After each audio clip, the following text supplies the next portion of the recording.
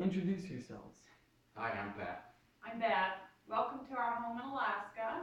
We are in the process of moving right now. Right, we pull out of the house in a couple days, and then we leave Alaska in a week from today. Headed to Atlanta. We're going to drive down the Alcan Highway. Explain your situations and needs. Well, our situation has changed since we moved to Alaska. We came up here with three children, first, third, first, second, and fourth grade, and we've been up here 6 years, and then we've added a daughter who's 2.5 now, so almost a full 10 years younger than our youngest son. We had a surprise while we were in Alaska, and so we're going to head back to Atlanta with An extra kid in tow, and a change of plans from the original plans we had for the house we left 6 years ago. Explain what is the exact problem with your house in 2 sentences or less. the house in Atlanta is the house we're having problems with right now. The biggest problem is our kitchen has 4 walls. Oh, that was 2 sentences or less. You want to do that? You screwed me up. I'm sorry. No, it's all right. In 2 sentences or less, the biggest problem with our house in Atlanta, it's a 1950s split level. We're trying to make a 1950s split level function for a family in 2013 with a variety of needs due to the ages of the children and just the change in the way people do business these days. How will the lack of renovation affect your life and family? I think if the house wasn't renovated, I don't know if I can do this. It's just from a standpoint of without renovation, we're just gonna constantly be fighting the clutter. One of the big things about the renovation is it's gonna open up the house, and it's gonna give us more organizational space, which we kind of fight now. You know, if we're able to incorporate a mudroom and things like that. And Beth can tell you from our experience here in Alaska with all the snow clothes and snow boots, how important that's going to become to us. Well, things kind of end up in the front door. If the house in Atlanta is not renovated, it's kind of hard to mother the children. So I have a hard time watching kids doing homework and chasing a 2-year-old around when I'm enclosed in a kitchen and there's no way to see everybody. Tell me again how you got to Alaska and why you're moving back to Atlanta. My job offered the opportunity in late 2006 to come to Alaska for a minimum of 3 years. We've stretched that out into 6. We've toyed moving the past few years, but finally decided the full family. Yeah, we've kind of fallen in love with Alaska. So like Pat said, we're supposed to be here 3 years. We've extended it to 6, and now it's just really time to get back. See family. We've kind of been on an extended vacation for 6 years, and we need to get back home. Tell me again how the house in Atlanta worked when the kids were small, but not now. When the kids were little, I could just pile everybody around the breakfast bar. They could all play with Play-Doh, their toys, and I knew what everybody was doing while I'm cooking dinner. We've got a different situation now. We've got the extra child. Right, and everybody back then was going to bed pretty much at the same time because their ages were all fairly close, but now with the dynamic of having one in high school, 2 in middle school, and 1 just started preschool, it'll change the busyness of the house for sure, and just without having a renovation to make it work, I think it'll be a little bit more of a challenge. Tell me about kids' ages and how needs vary because of that. Well, right now we have a 15-year-old, a 13-year-old, and a 12-year-old, and a 2.5-year-old. And I've got homework from the big guys and potty training with the little guy. If I had an open kitchen, I could see what everybody's doing at the time. The big guys have backpacks, the little ones got toys. There's a lot going on right now in the house. Mother, talk about your need for the kitchen to be command central. Well, right now, even with the move going on here, our kitchen is always command central. I mean, um, we've got our computers in the kitchen, we've got a little office in the kitchen. The kids come and work on homework, and I'm helping with math problems. The 2-year-old's running around wanting to help cook. Uh, The breakfast bar here, basically everything gets dumped on the breakfast bar, and what'll start out somewhat clean at the beginning of the day ends up being fairly piled up, but it's kind of where everything happens and everything kind of gets its origin from. So, and from that breakfast bar, it's kind of right in between the kitchen and the great room with the fireplace. So it's kind of a little bit of a divider there, but you can kind of see everything going on from that. And from that spot, I really need to be able to see everything that's going on in the main floor of the house. I need to see kids coming and going, I need to be able to cook dinner, and I need to be able to know exactly where that 2.5-year-old is. Tell us about the move, missing Alaska, and making sure that Atlanta House supplies comfort to the family. Well, we're a little, we're torn about leaving Alaska. We've been here long enough that we're pretty much emotionally connected.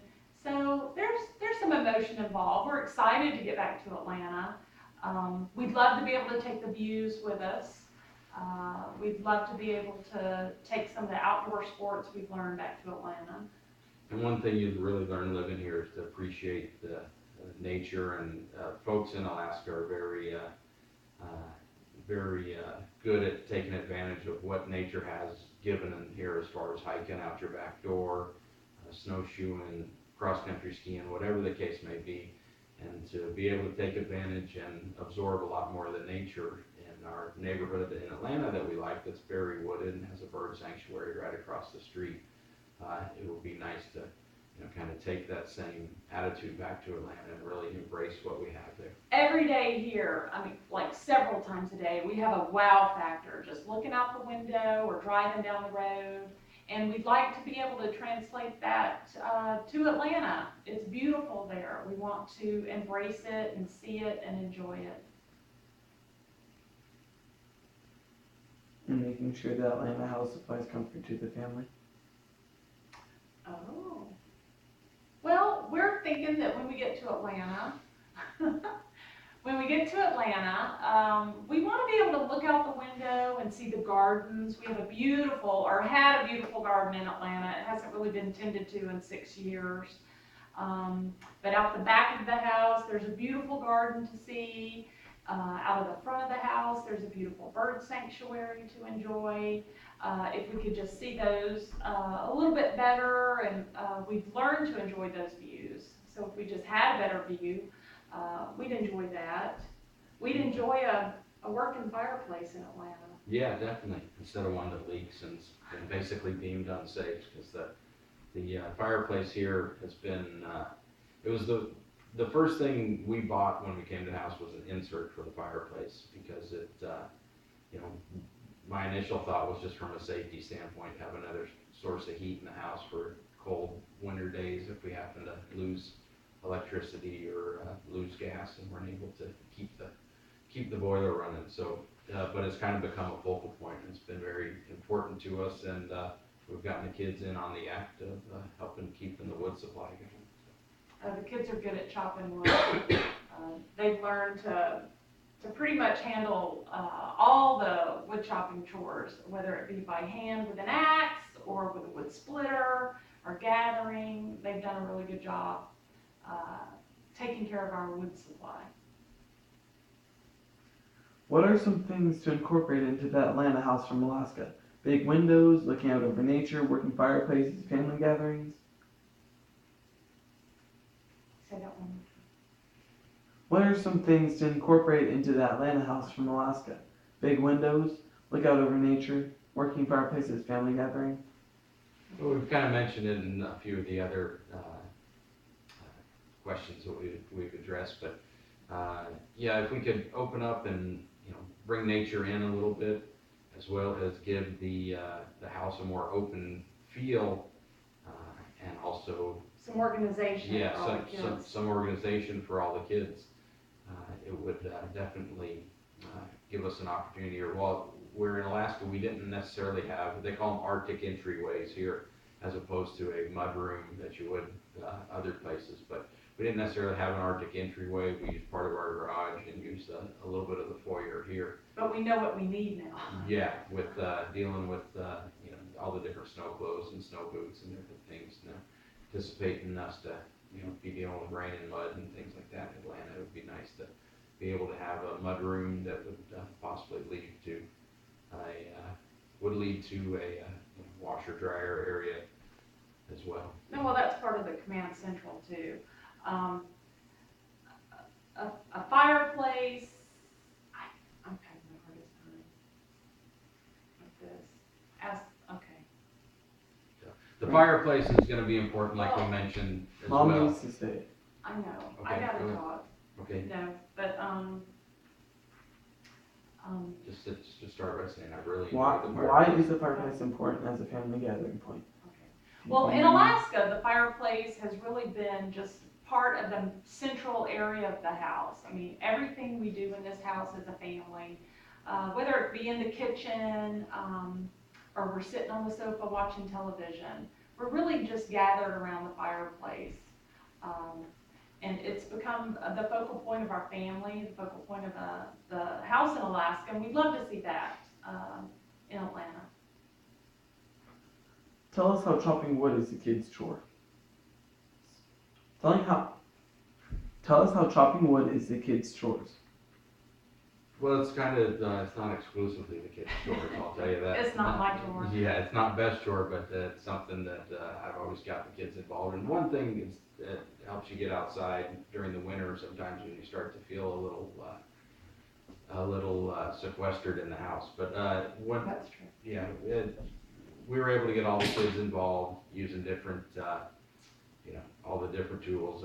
Get the automatic wood splitter and They gather. yeah, my new neighbor was quite impressed, you know, by the operation we had one day when I had all the kids out there, putting together a good cord of wood into the shed. So Oh, they can split wood like a grown man. My 15-year-old can split wood like a grown man. It's impressive to see. It was kind of fun to watch the kids develop and become so resourceful, and they can really take care of themselves here.